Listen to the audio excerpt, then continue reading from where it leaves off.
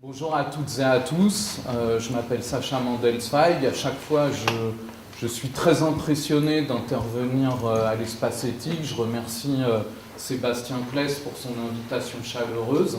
Merci à vous de votre écoute et de votre présence. Mon intervention, je l'ai intitulée « Médiation, espace éthique et action sociale ». Puisqu'on parle de médiation aujourd'hui, c'est ça qui nous préoccupe. Et effectivement, le but de cette intervention, c'est un petit peu de réfléchir à l'action et à l'animation sociale, plus précisément, modestement, à ma pratique d'animateur social, à l'aune du concept donc, qui nous préoccupe, celui de médiation. Est-ce que le travailleur social, l'animateur social, peut avoir un rôle de médiateur? C'est la question qui était posée précédemment. Qu'est-ce que c'est en tant qu'animateur social dans une structure d'oser une parole, de proposer l'animation d'un groupe? Plus précisément, il s'agira de réfléchir sur une activité que j'anime une fois par semaine depuis plusieurs années dans une fondation à caractère social. Il s'agit de ce que j'appelle un atelier philosophie-débat auquel participe depuis plusieurs années maintenant un noyau dur, on va dire, d'une vingtaine, trentaine d'usagers, et plus précisément de personnes âgées, puisqu'il s'agit d'un service dédié aux personnes âgées. Donc, dans cet atelier, il s'agit de s'interroger sur des grandes questions philosophiques à travers des textes, de discuter aussi de l'actualité à partir de thèmes philosophiques ou non. L'objectif, avant tout, selon moi, on se demandait quel est l'objectif d'un médiateur, de la médiation.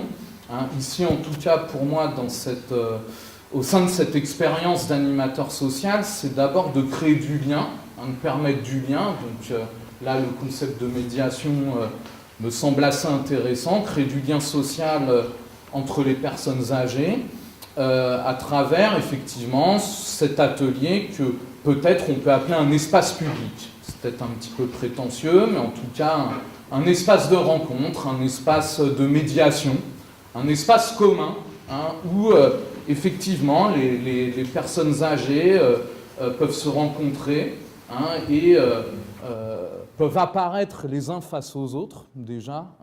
Ça paraît évident, mais le fait qu'il existe des lieux de rencontre, de discussion, c'est pas si évident que ça. Donc déjà un espace public, tu parlais de Hannah Arendt, Sébastien.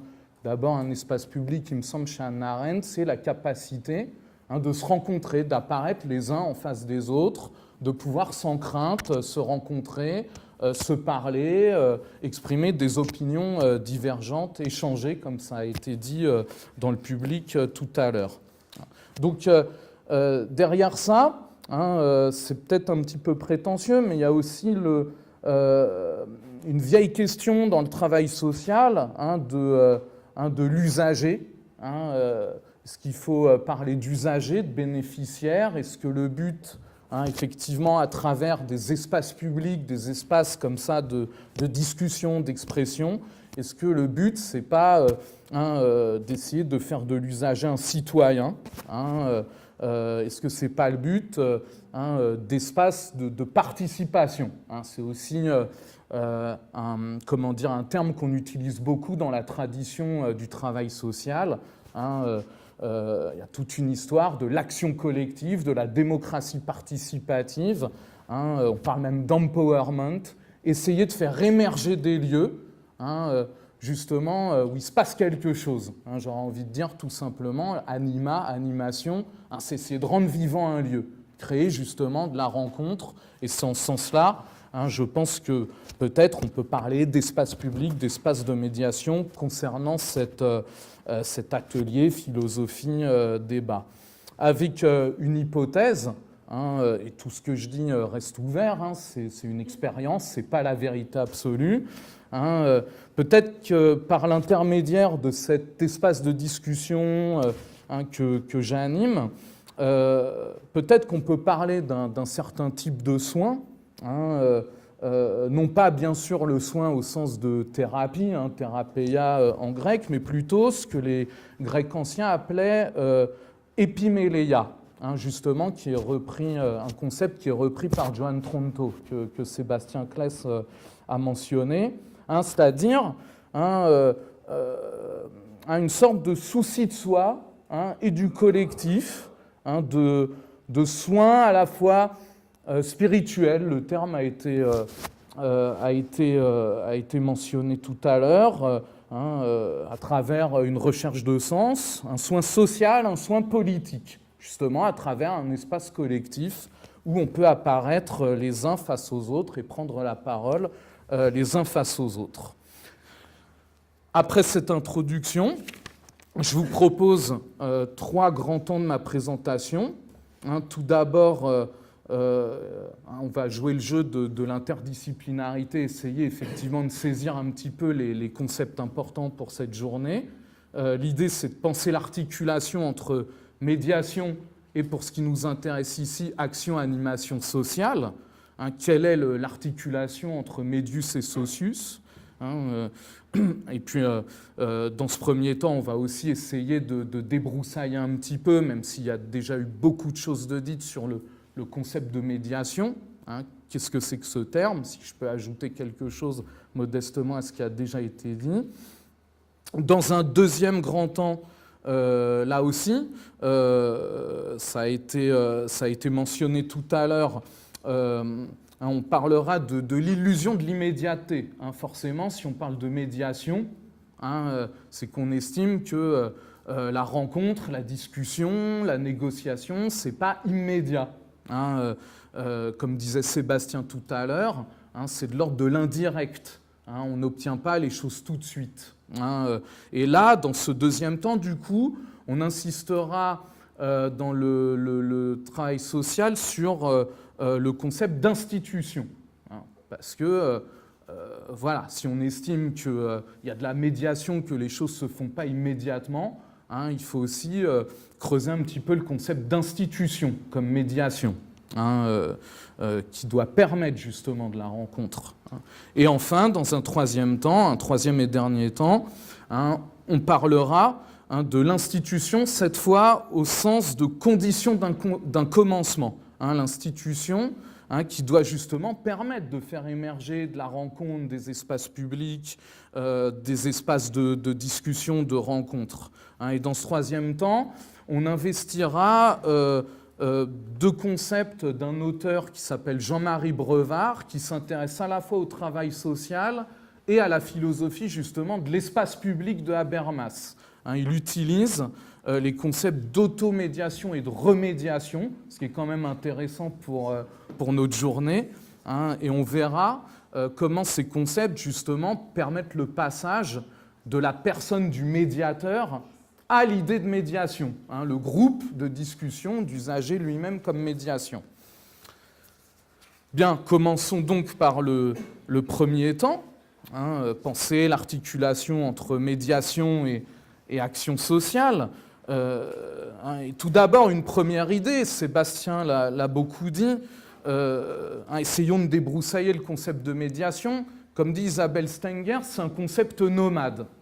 Ce n'est pas un concept commode, c'est un concept qu'on trouve un peu partout. On parle de médiation familiale, on parle même de médiation animale.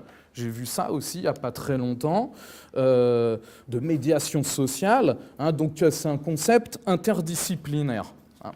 Donc pour faire certains rappels, au risque de faire quelques redites, mais c'est pas mal de faire des rappels, médiation vient du terme latin médium.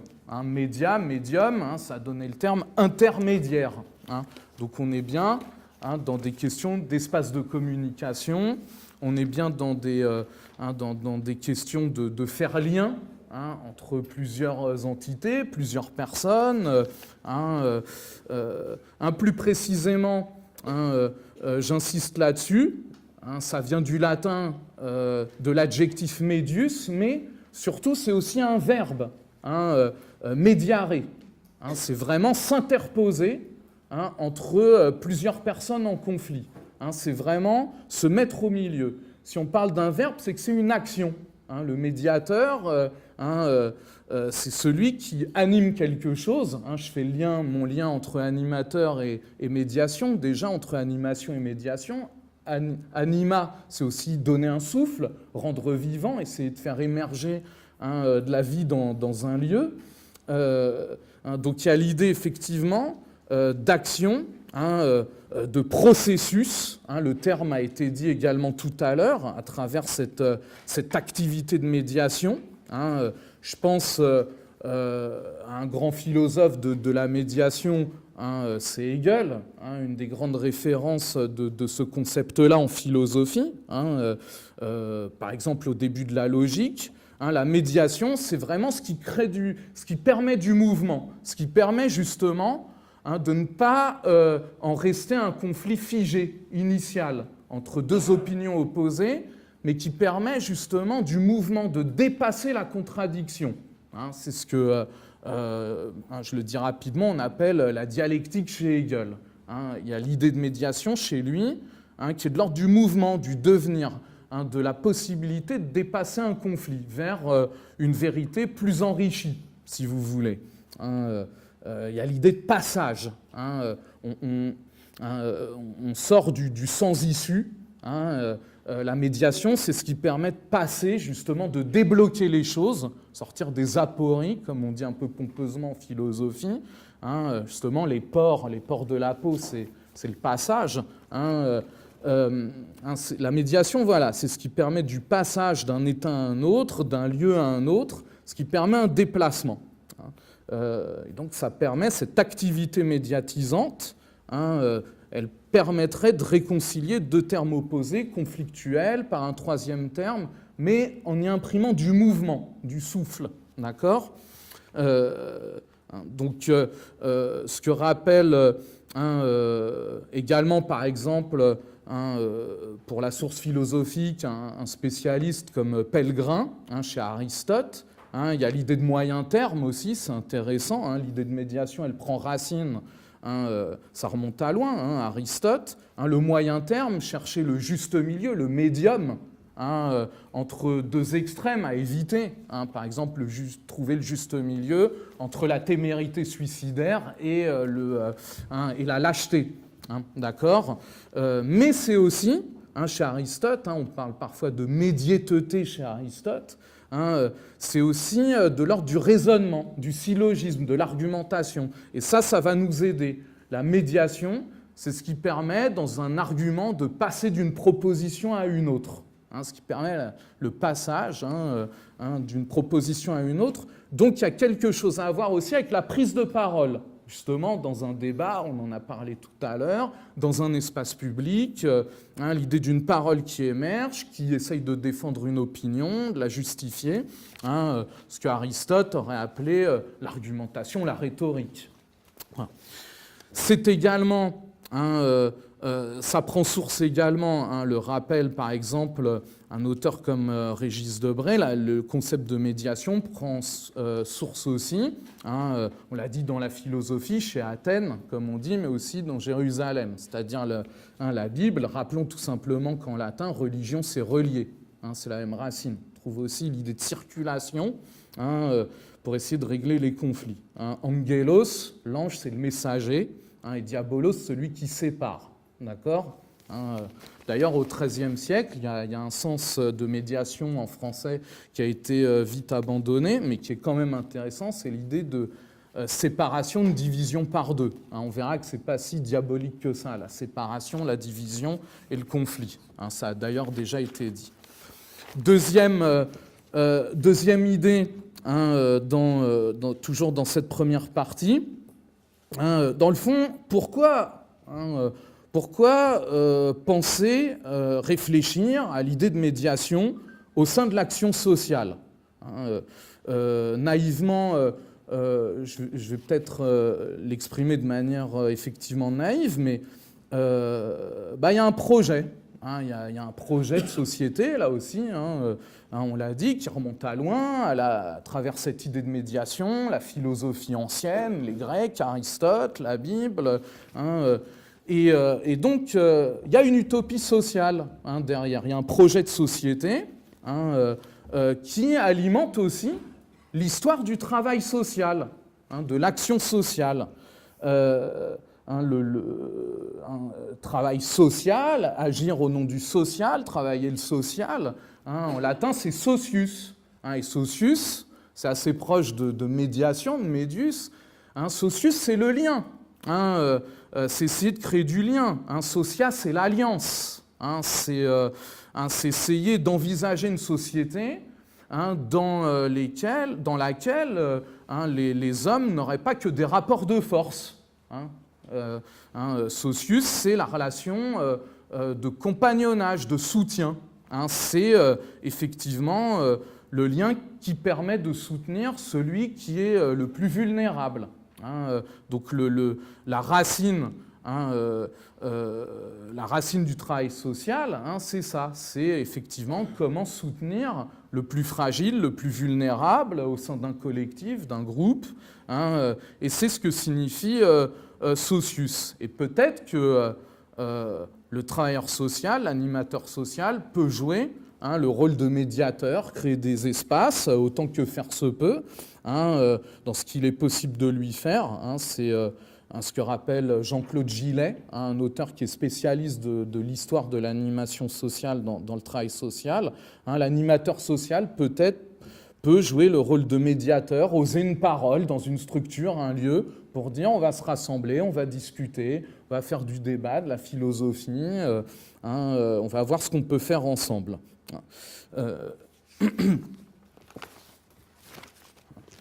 Insistons sur ce projet fort du travail social, comme le rappelle la philosophe Sophie Nordman dans un texte de 2010.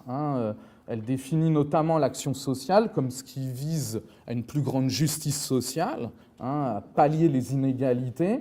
D'abord les inégalités économiques, matérielles, mais aussi ce qu'elle appelle les inégalités au niveau de la socialité. C'est-à-dire qu'il y a bien, c'est un constat, il y a bien une détresse sociale qui n'est pas seulement économique et matérielle, même si aussi il faut se préoccuper des inégalités économiques et matérielles, mais cette détresse de l'ordre de la socialité, elle peut être aussi d'ordre spirituel, culturel, affectif. Là, le but, effectivement, c'est aussi de lutter contre l'isolement. Au sein d'une société atomisée, l'isolement qui peut, comme vous le savez tous, provoquer du désarroi, du désespoir, de la violence. Le sujet est prégnant, puisque ici, le service auquel j'appartiens est dédié aux personnes âgées. Donc c'est une vraie question. Rappelons là aussi la racine biblique de cette question-là dans la Genèse. Hannah Arendt, Sébastien, travaillait aussi sur l'Ancien Testament, la Bible juive. Il n'est pas bon que l'être humain soit seul. C'est dit dans les premières pages de la Bible. Hannah Arendt est très sensibilisée à cette question-là. Elle parle de désertion des espaces publics, déjà à son époque, de déseulement. Elle invente un peu ce néologisme pour dire le contraire de la solitude, qui est voulu, qui est volontaire. L'isolement, c'est ce qui est subi. D'accord, le fait d'être seul sans le vouloir. Donc la question à travers l'animation, l'émergence d'un espace public, d'un espace de participation, que chacun puisse prendre part, justement par la parole, en apparaissant les uns en face des autres. Là, je reviens à Hegel, le philosophe de la médiation par excellence, c'est la question de la reconnaissance. Qu'est-ce que c'est que de reconnaître quelqu'un ? C'est le fait de confirmer tout simplement son existence concrète par son regard, par le regard d'autrui, de manière valorisante, bienveillante, en lui montrant qu'il compte dans cette société, qu'il a une dignité, une valeur. Et donc c'est ça le défi aussi d'une philosophie sociale. Axel Honneth a repris ça, a repris ce concept aujourd'hui de Hegel. Donc je passe par la médiation d'autrui, nous dit déjà Hegel, à travers son concept de reconnaissance, par le regard d'autrui, pour me sentir exister, pour sentir effectivement que j'ai une valeur, que je vaux quelque chose, que je ne suis pas un moins que rien dans le collectif qui m'entoure. D'accord ? Donc voilà le projet social à partir de la Bible et de la philosophie. On pourrait mentionner aussi le concept auquel tient le spécialiste du travail social Alex Chantreau, le joli terme de solidarité, qui vient du latin solide. C'est l'idée de se consolider, de se rendre fort mutuellement. L'idée de socius, d'interdépendance. Je peux pas me renforcer sans l'autre, sans autrui. Et même, c'est la même racine, solidarité, consolider, consoler, l'idée de consolation. Je fais attention au singulier, à la personne qui apparaît face à moi dans un lieu concret, un espace public. Mais pour ça, justement, il faut qu'il y ait des médiations, des lieux où on puisse se rencontrer. D'où effectivement troisième idée, toujours de la première partie, d'où effectivement le défi dans l'action sociale, dans l'animation sociale, d'autant plus urgent, d'émergence d'espaces publics, de médiation, concernant effectivement la vieillesse, les personnes vulnérables, les personnes handicapées, comme le rappelle le philosophe du travail social Fred Pochet.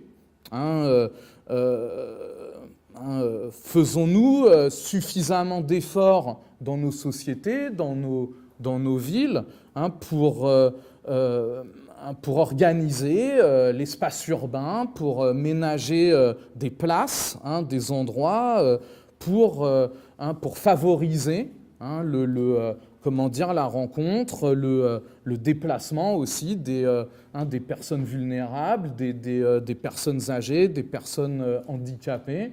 Il y aurait tout un travail aussi à faire sur l'espace concret, l'architecture. Est-ce qu'il y a des ascenseurs dans tous les musées, par exemple ? En tant qu'animateur qui a amené des groupes de personnes âgées dans les musées, je peux vous dire que ce n'est pas une évidence. Parfois, il faut monter des escaliers très raides, avec une canne, quand on a mal au dos, etc. Ce n'est pas évident. Donc là, je vous renvoie sur ces questions très profondes et en même temps très concrètes. On parle d'espace public concret à Fred Pochet. Organisons-nous vraiment l'espace dans nos sociétés pour accueillir les personnes les plus vulnérables, pour leur permettre d'apparaître les unes face aux autres.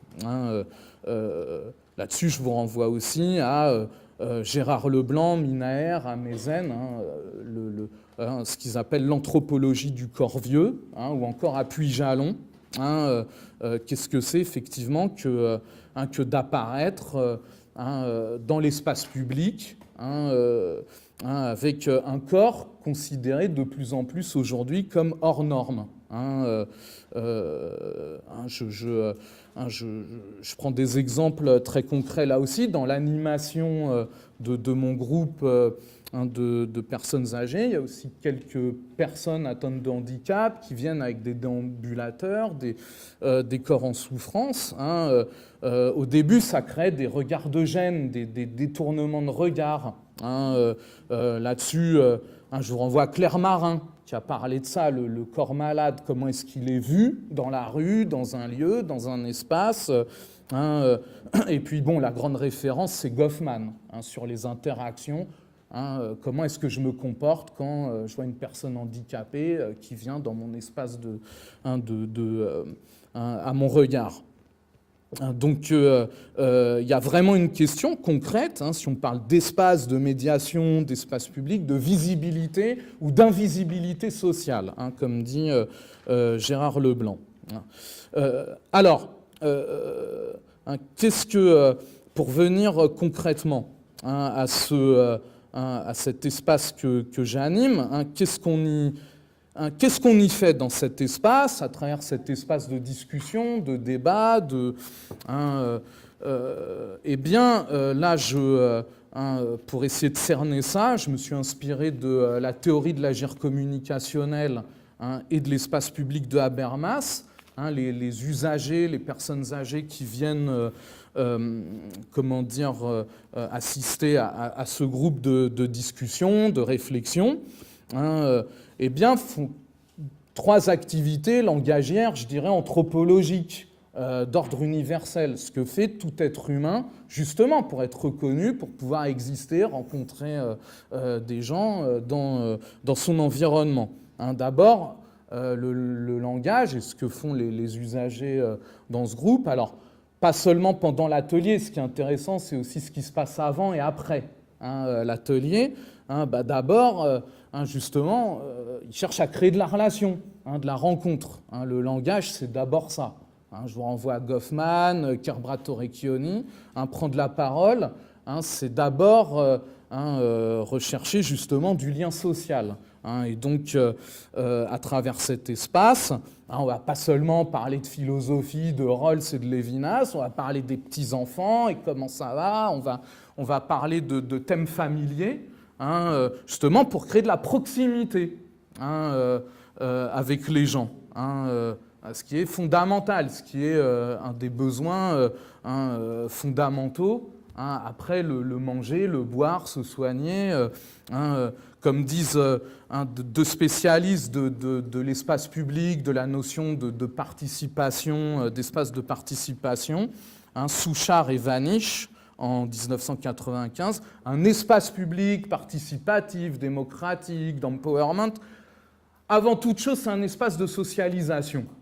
Faut créer de la proximité. Le langage, c'est d'abord ça. Et puis, deuxième grande activité langagière anthropologique, qu'on trouve dans des théories linguistiques, la pragmatique linguistique dont s'inspire Habermas, d'Austin et Searle, on cherche à échanger des connaissances, des informations. Donc, je le vois pendant l'atelier, le fait que les usagers me posent des questions, se posent des questions. Et surtout, j'ai vu, c'est un peu de l'observation interactionnelle de détails, mais c'est important. Je l'ai vu ça à travers le rapport au texte. Quand je distribue des textes sur lesquels on va s'appuyer pour discuter, de textes de Platon, d'Habermas, de Rawls, il y a un vrai rapport au texte. Tout le monde cherche à avoir un texte, même les gens qui ne participent pas forcément à l'atelier, mais qui sont là, qui boivent un coup au bar ou dans un fauteuil. Il y a vraiment l'idée de s'échanger les textes, de garder un texte pour le copain ou la copine qui est absent, l'idée de s'échanger les textes. Donc là aussi, il y aura à réfléchir. On parle beaucoup aujourd'hui des nouvelles technologies, de la médiation technologique. Ici, il y a un rapport fort au texte, je le constate chez les usagers de ce groupe. Il y a une fierté d'avoir en main des textes philosophiques. Ça, c'est peut-être aussi de l'empowerment. Avoir confiance, comme quoi on peut ensemble déchiffrer un texte peut-être un peu compliqué au départ, de Platon, de Lévinas, de Rosenzweig. Donc il y a une fierté d'avoir ce support, ce médium du texte. Je pense que c'est intéressant pour notre réflexion sur la médiation, malgré tout ce qu'on dit sur médiation technologique. Troisième activité fondamentale langagière, effectivement, oui, les usagers qui sont là débattent, s'opposent, amènent des opinions contradictoires, imposent aussi des thèmes, ce qui est très important, ça, des thèmes de discussion par rapport aux thèmes de départ. On peut partir du thème de la justice chez Rawls et puis aboutir à la question de Macron et les retraites. Mais Au contraire, c'est bien. Justement, en tant qu'animateur, médiateur, hein, c'est positif. Hein, ça aussi, Habermas le dit.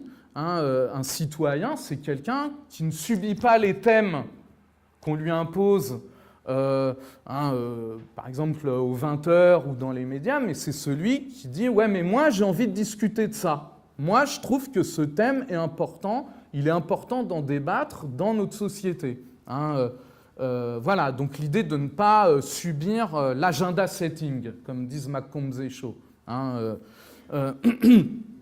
donc, il y a du débat, il y a de l'opposition entre des opinions contradictoires, de la justification d'opinions. Hein. Après, le but ici, hein, c'est pour ça que je suis parti de la socialisation. Hein, le but ici, c'est pas de passer l'agrégation de rhétorique. Hein, on se situe, je dirais, avec Yves Saint-Omer, qui est un commentateur d'Habermas, spécialiste de la démocratie participative, et c'est des questions importantes qui ont été soulevées tout à l'heure. On se situerait entre participation et délibération. Hein. C'est-à-dire que la délibération, j'ai une exigence vraiment d'un débat, d'une discussion éclairée, rationnelle, avec des arguments très, très travaillés, très stricts, très léchés, hein, alors que la participation, hein, l'objectif, c'est d'abord que tout le monde s'implique dans cet espace de parole, que chacun puisse prendre un petit peu la parole, exprimer son point de vue sur le monde, sa singularité, l'idée de récit, de témoignage aussi important. Hein, Gérard Leblanc le dit par rapport à l'espace public. Hein, un espace public de discussion, ça commence aussi par la narration, par le fait de dire son expérience, son vécu, se narrer, hein, ce qui est très important aussi pour les personnes âgées qui ont une expérience à nous livrer. Hein, et donc, voilà, on se situerait dans cette hésitation habermasienne. Justement, Habermas, il hésite durant toute son œuvre entre est-ce qu'un espace public, l'essentiel, c'est que ça soit un espace participatif, c'est-à-dire un lieu accessible, un lieu de rencontre vraiment accessible à tous, où chacun peut prendre la parole, hein, qui que ce soit, hein, ou est-ce que l'objectif, c'est la délibération, avoir une argumentation vraiment rationnelle et stricte. Hein. Habermas lui-même hésite. Donc nous, bon, modestement, à notre portée d'animateur, on s'installe aussi entre les deux. Hein, Alors, à l'issue de cette première partie, de ces références importantes par rapport à l'espace public, la rencontre, Hannah Arendt, Habermas, on pourrait avoir, comme le disent des grands penseurs spécialistes du concept de médiation aujourd'hui, comme Jean Caunes, par exemple, on pourrait avoir, avec ce concept de médiation, un peu justement l'illusion, hein, de rencontres immédiates, hein, d'espaces harmonieux où les gens discuteraient spontanément, s'accepteraient, se rencontreraient.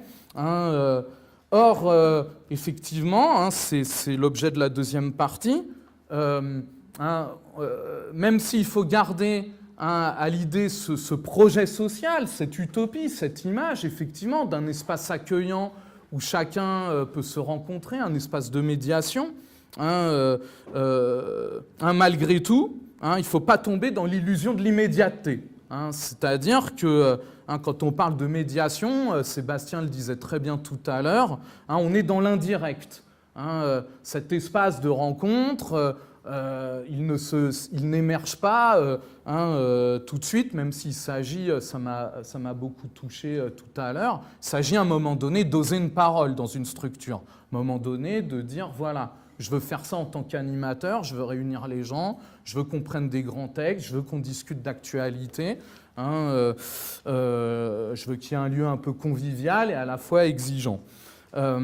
Mais ça ne se fait pas justement immédiatement, c'est tout l'intérêt du concept de médiation, et notamment dans le travail social, on parle beaucoup d'institutions, d'institutions sociales, et même d'institutions au sens d'établissement, au sens concret du terme.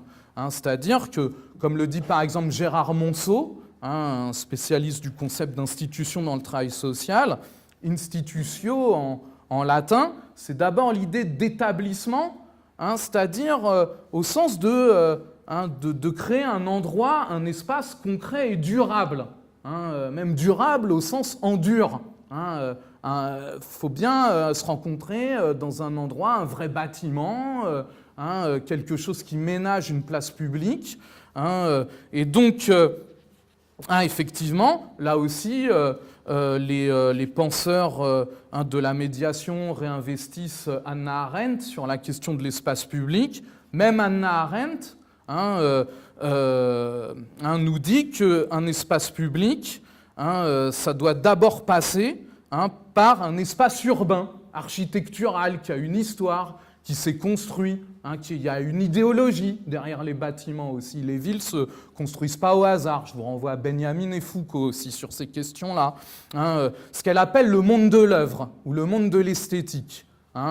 C'est-à-dire, pour que les gens puissent apparaître sur une scène, comme dit Anna Miel, spécialiste d'Hannah Arendt, eh bien, il faut d'abord un monde humain qui soit façonné par l'humain, contrairement à l'animal qui subit l'environnement autour de lui. L'humain, il va construire des villes, des maisons, des bâtiments. Une institution est nécessaire pour se rencontrer. Il y a un moment donné, il faut trouver un endroit pour pouvoir permettre de manière favorable de la rencontre avec les usagers, avec, comme on le disait tout à l'heure avec Fred Pochet, avec les personnes fragiles, handicapées. D'ailleurs, c'est Delruel qui insiste là-dessus, là aussi spécialiste d'Hannah Arendt. Hannah Arendt elle-même utilise en anglais le terme « mediated ». Donc c'est intéressant pour nous. Pour arriver à un espace public idéal où les hommes puissent apparaître les uns face aux autres, prendre la parole, ça passe d'abord par un monde institutionnel, concret, avec un établissement. Alors, l'institution, du coup, comme établissement, elle est nécessaire pour la rencontre. Il faut bien des bâtiments durables, en dur, avec des murs. Et en même temps, le risque, c'est quoi? On en a parlé aussi tout à l'heure. Le risque, et ça c'est une vieille question du travail social, c'est qu'une institution, je vous renvoie à Durkheim par exemple, c'est aussi un lieu symbolique qui prédétermine le comportement des usagers qui vont y venir. C'est des valeurs, et donc effectivement cet espace préalable qui est nécessaire en même temps peut déterminer le comportement des individus, ce qui est le contraire de l'idéal du travail social, d'essayer justement de favoriser l'empowerment, comme on disait, l'autonomie, la capacité d'exister, d'agir dans le monde face aux autres, d'oser prendre la parole face aux autres. Et du coup, on se trouve un peu dans cette aporie, où il y a une institution préalable qui prédétermine le comportement des usagers, du coup avec une relation inégalitaire où le travailleur social sera en position de surplomb, peut-être d'expert. La question, le problème avait été posé tout à l'heure, qui proposerait une activité aux usagers au préalable, et les usagers ne seraient que des bénéficiaires, comme on dit, c'est-à-dire ils ne feraient que subir l'activité qu'on leur propose. Ils n'auraient pas le choix. Ils seraient pas dans une autonomie, mais dans le consentement. Soit j'accepte, soit je refuse, mais ce n'est pas moi qui prends l'initiative de prendre la parole, de dire comment je vois le monde. Je subis ce que l'institution me propose. D'accord ? Donc, comment faire pour pallier ce problème ? C'est tout l'objet de la troisième partie. C'est d'essayer de penser un autre sens d'institution sociale, mais cette fois comme commencement, condition d'un commencement, d'une prise d'initiative des usagers, laissant la possibilité justement à l'empowerment, c'est peut-être un peu prétentieux, mais à l'augmentation de l'autonomie de l'individu. Et pour ça, j'ai justement réinvesti quelque chose qui peut nous intéresser, deux concepts de Jean-Marie Brevard, cet auteur qui fait justement l'articulation entre la question de la médiation et du travail social à travers la philosophie de l'espace public de Habermas. Lui, il parle d'automédiation et de remédiation.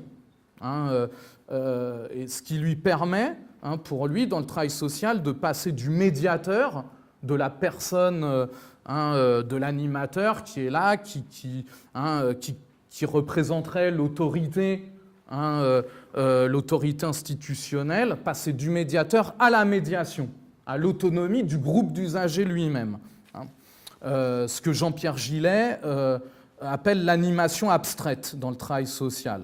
C'est-à-dire que là, il faut penser la position du travailleur social et de l'animateur social autrement. Il n'aurait plus une position de surplomb, mais comme le disent un certain penseur du travail social, il y a plusieurs expressions qu'on retrouve chez certains auteurs, ça serait un catalyseur, comme dit Questio, ou encore il aurait une position médiatrice, comme dit Mias, il aurait une position de relais, de tiers, on est bien dans notre sujet de la médiation.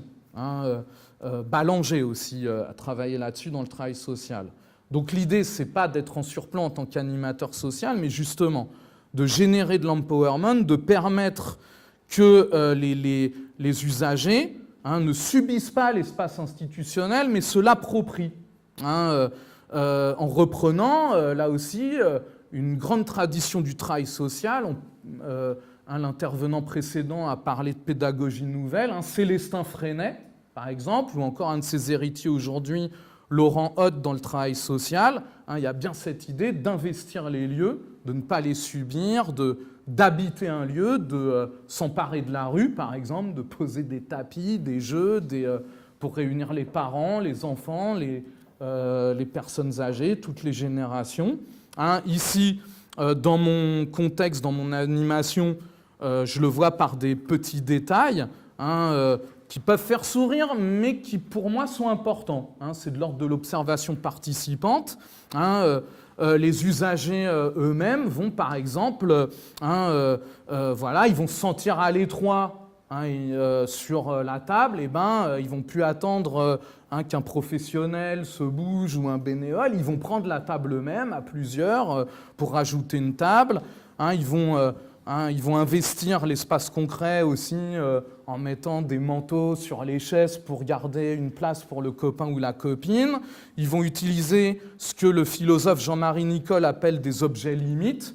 Sur la table, poser ses carnets, ses stylos, ses feuilles, pour montrer que voilà, ils ont pris place, ils ont leur espace, ils ont leur place aussi bien physique et symbolique dans cet espace-là. Ils ne vont pas se gêner pour demander le silence aux professionnels, aux bénévoles qui passent, qui font trop de bruit. Ça aussi, voilà, c'est s'approprier, c'est s'approprier l'espace. C'est chez Hegel ce qu'il appelle de manière un peu complexe l'esprit objectif, mais c'est l'idée de faire mien un espace qui au départ m'est étranger.